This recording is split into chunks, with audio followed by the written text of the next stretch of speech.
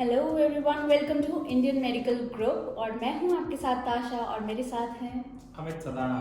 और हम लोग आज आपके सामने बात करेंगे इंडियन मेडिकल ग्रुप के बारे में कि हम लोग करते क्या हैं, और साथ में हम आपको बताएंगे कि हेल्थ सर्विसेज कौन सी हम लोग प्रोवाइड करते हैं, हॉस्पिटल्स कैसे हम लोग मैनेज करते हैं और पेशेंट्स कैसे मैनेज करते हैं। करेक्ट? एग्जैक्टली। सबसे पहले आप मुझे और हमारे दर्शकों को इंडियन मेडिकल ग्रुप के बारे में बताएं। Okay. See, Indian Medical Group is a company which provides complete management services to hospitals and healthcare centers in India.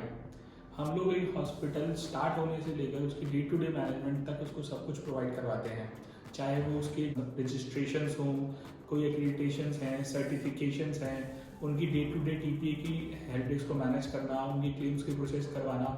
हम लोग ए टू जेड उनको सारी सर्विसेज देते हैं, चाहे वो स्टाफिंग हो, पेरोल प्रोसेसिंग हो, सब कुछ हम उनको हॉस्पिटल्स को देते हैं।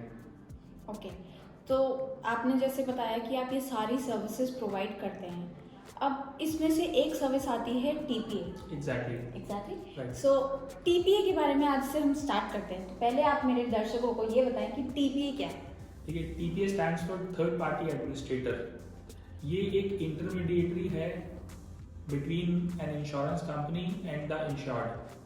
टीपीए क्या करता है? टीपीए एक डॉक्टर्स की टीम होती है जो क्लेम्स को प्रोसेस करती है। जब भी आप किसी हॉस्पिटल में कोई पेशेंट एडमिट होता है तो और अगर उसके पास इंश्योरेंस पॉलिसी है तो वो सबसे पहले उस हॉस्पिटल के टीपीए हेल्प डेस्क पे जाता है, जहाँ पर कि उसको सारे डॉक्यूमेंट्स, अपने जो पॉलिसी डॉक्यूमेंट्स हैं और अपने आइडेंटिटी डॉक्यूमेंट्स उसको सबमिट कराने पड़ते हैं, और फिर उसके ट्रीटमेंट के डॉक्यूमेंट्स के साथ उन सारे डॉक्यूमेंट्स को टीपीए में फॉरवर्ड कर दिया जाता है, जहाँ से उसका क्लेम प्रोसेस होता है। ओके, सो टीपीए से पहले अब आप मुझे ये बताएं कि हमारे पास उसके लिए इंश्योरेंस होना बहुत ज़रूरी है। Yes, exactly. For a patient, right? Right. तो हॉस्पिटल के लिए टीपीए कितना इम्पोर्टेंस रखता है?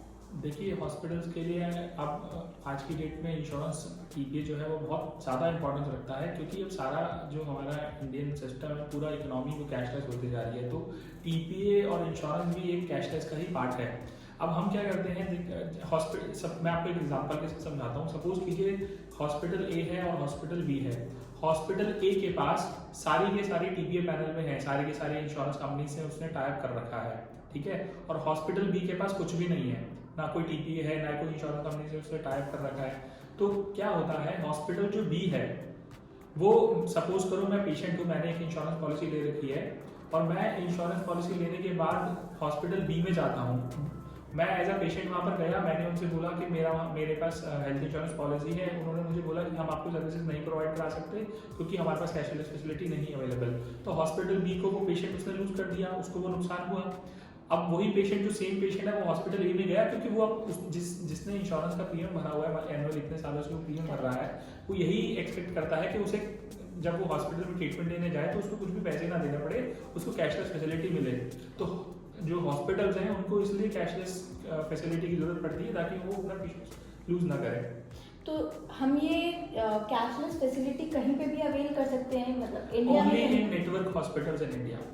ओके। आप देखिए, एक पूरा प्रोसेस होता है जिसमें जितने भी हॉस्पिटल्स हैं उनको कुछ डॉक्यूमेंटेशंस इंश्योरेंस कंपनी और टीपीएस के साथ साइन करने पड़ते हैं, कुछ एमओयूज होते हैं, कुछ पूरा एक मतलब जो भी उनकी लीगल फॉर्मेलिटीज़ हैं उनको पूरा करना पड़ता है। टीपीए की तरफ से भी कई सारी फॉर्मेलिटीज़ होती हैं in terms of infrastructure, in terms of services, जो उनको पूरा करना पड़ता है।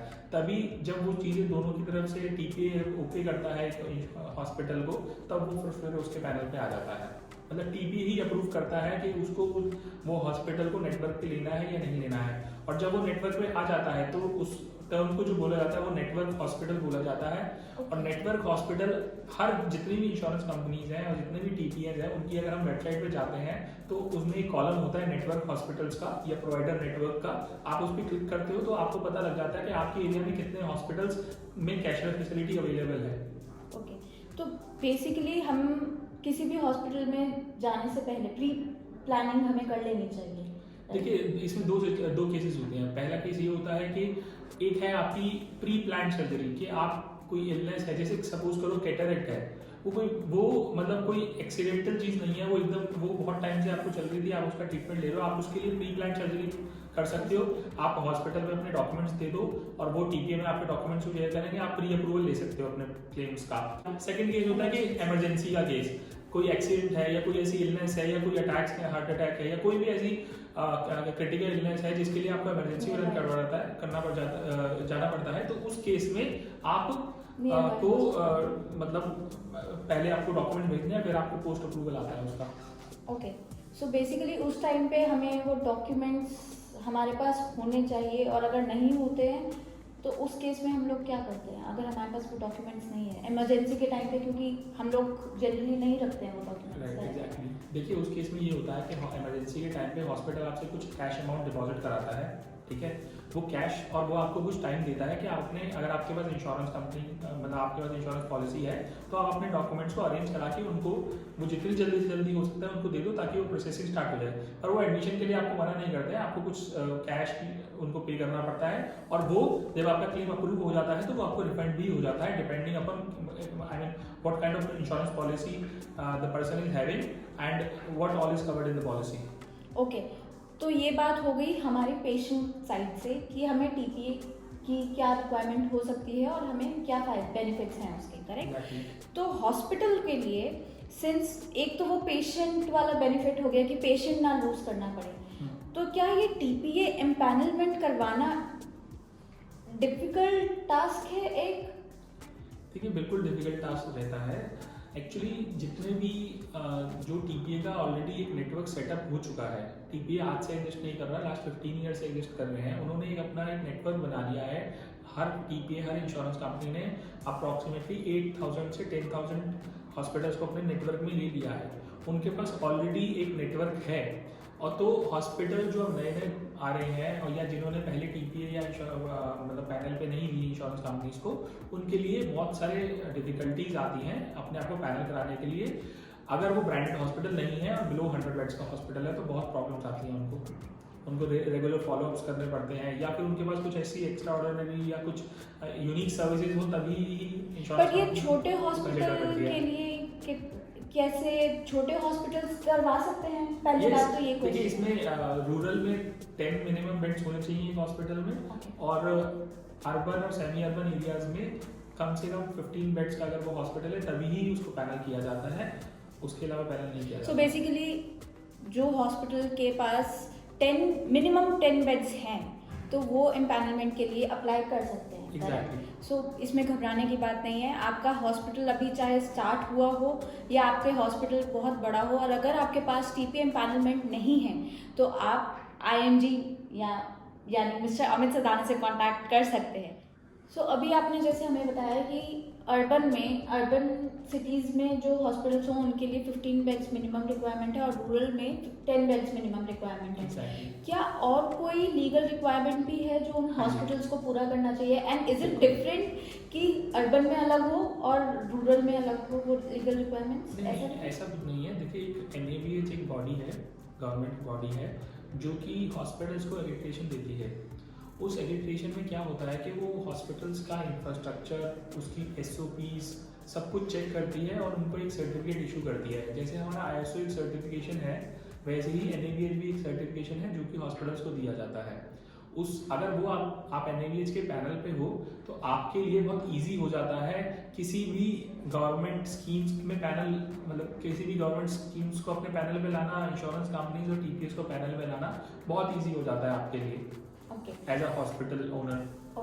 तो ये सारी बॉडीज जो है गवर्नमेंट ने बनाई हुई हैं, और ये अब मतलब आज की डेट में अब ये बहुत कंपल्सन हो गई है कि कंपल्सरी हो गई है सब चीज़ें कि आपके पास जो NABH एक्रेडिटेशन लेवल है वो एक एंट्री लेवल की सर्टिफिकेट जरूर होना चाहिए। इसमें भी NABH में भी बहुत सारे लेवल्स होते हैं, तो वो मैं नेक्स्ट हम लोग वीडियो में डिस्कस करेंगे कि NABH क्या होता है।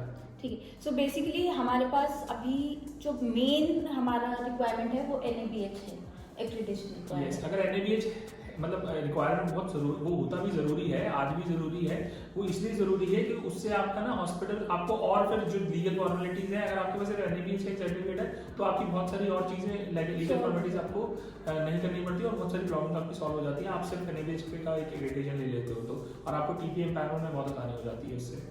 और कोई बेसिक या फिर बहुत मोस्ट इम्पॉर्टेंट पॉइंट या लीगल रिक्वायरमेंट जो आप बताना चाहोगे हमारे हॉस्पिटल्स के पास पहले से होना चाहिए, जिसके बारे में उन्हें पता होना चाहिए कि ये हमारे पास है तो आगे जाके हमारे लिए थोड़ी चीज़ें आसान हो जाएंगी? देखिए वो सब बेसिक रिक्वायरमेंट होती हैं, जैसे कि रजिस्ट्रेशन हो गए, हॉस्पिटल रजिस्टर्ड होना चाहिए। अब वो स्टेट वाइज डिपेंड करता है कि वो किस रजिस्ट्रेशन में है, ठीक है। उसके पास पूरी एक क्लिनिकल और एडमिनिस्ट्रेशन की टीम होनी चाहिए जो कि क्लेम्स को प्रोसेस करती है, जो NABH का पूरा स्टाफिंग सब कुछ जो पेशेंट्स को मतलब वो बोल रहे हैं वो ऑन बुक्स होना चाहिए, ऑन रिकॉर्ड्स होना चाहिए। आपके पास एक हॉस्पिटल मैनेजमेंट सॉफ्टवेयर होना चाहिए ताकि आप मैनुअल से सारा कुछ ऑटोमेट कर सकें अपने सिस्टम को। ये भी एक NABH का ही पार्ट है। और NABH जब आप करा लेते हो तो आपको TPA और इंश्योरेंस कंपनी से टाइप करने में या किसी भी गवर्नमेंट स्कीम के साथ टाइप करने में आपको बहुत ही कन्वीनियंस हो जाता है उससे।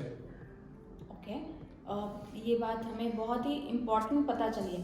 बट एक चीज़ और है, ये TPA में एम्पावरमेंट के लिए टाइम कितना लग सकता है किसी भी? देखिए डिपेंड करता है, हर कंपनी का अलग अलग, हर कंपनी और हर इंश्योरेंस कंपनी और हर TPA का एक अलग प्रोसेस होता है। वो हमें प्रोसेस पूरी गाइडलाइंस उनकी फॉलो करनी पड़ती हैं। उन्होंने जो हमें एक पूरा स्टैंडर्ड जो उन्होंने प्रोसीजर्स बना रखे हैं उन्हें फॉलो करना पड़ता है। और ये डिपेंड करता है, किसी TPA को 1 महीना भी लगता है, कोई 15 दिन में भी होता है। डिपेंड करता है कि वो हॉस्पिटल और वो TPA कितनी फास्टली चीज़ों को प्रोसेस कर रहे हैं। Okay, so thank you so much Amit Sadana. Thank you. And आपने हमें आज बहुत सारी इंपॉर्टेंट नॉलेज दी है दैट टू रिगार्डिंग TPA और हमारे हॉस्पिटल्स के लिए आई गेस, और हॉस्पिटल्स के साथ साथ हमारे पेशेंट्स के लिए भी काफ़ी आसान हो जाएगा किसी भी अगर किसी सर्जरी को प्री प्लान करना चाहें वो, और उनकी काफ़ी सारी प्रॉब्लम्स सॉल्व हो जाती हैं आई गेस, ये सब चीज़ें पता होंगी। एग्जैक्टली, वो जब जितनी ज़्यादा आपको उस सर्विस की या उस प्रोडक्ट की नॉलेज है उतना ही ईजी होता है आपके लिए स्मूथली हर चीज़ को प्रोसेस करवाना। तो हम लोग नेक्स्ट वीडियोस में ये डिस्कस करेंगे कि TPA आप हॉस्पिटल में अगर इमरजेंसी में जाते हैं तो आपको क्या करना है। अगर आपके पास डॉक्यूमेंट्स नहीं है, आपको कुछ नहीं पता कि आपने कैसे क्लेम्स को प्रोसेस करना है, तो नेक्स्ट वीडियोज़ में हम उसके बारे में भी आपको जानकारी देंगे। So stay tuned with us और कहीं मत जाइएगा, आप नेक्स्ट वीडियो हमारा ज़रूर देखिएगा because that is very important. अगर आपके पास TPA है या फिर आपके पास कोई इंश्योरेंस आपने ले रखी है तो उसको अब यूज़फुल कैसे बनाना है ये हमें अमित सदाना बताएंगे नेक्स्ट वीडियो में। Don't go anywhere. और अगर आपको कोई भी प्रॉब्लम हो, आपको कोई भी सर्विसेज की रिक्वायरमेंट हो, For any type of health insurance queries, you can call me directly at 9971972300. So remember this number और आप फटाफट से अपने कॉन्टैक्ट में जाके इसे सेव कर लीजिएगा and that too in speed dial, right? So don't go anywhere, keep watching Indian medical group, correct? So bye, see you, bye. So guys, I hope आपको हमारा आज का वीडियो पसंद आया होगा, आपको काफ़ी इन्फॉर्मेशन मिली होगी। So just go and subscribe to our channel और बेल आइकन को ज़रूर प्रेस करें and don't forget to watch our next video. Till then, see you.